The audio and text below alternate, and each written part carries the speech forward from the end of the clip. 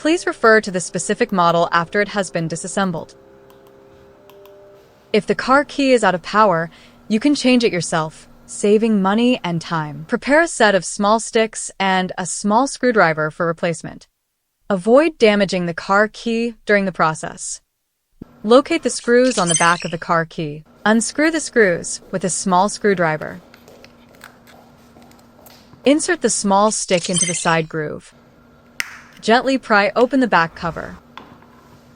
Insert the small stick into the side groove. Gently pry open the back cover. Gently detach the battery.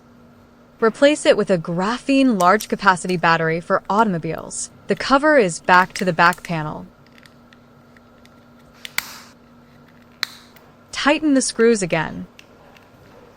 In this way, the key was resurrected with full blood.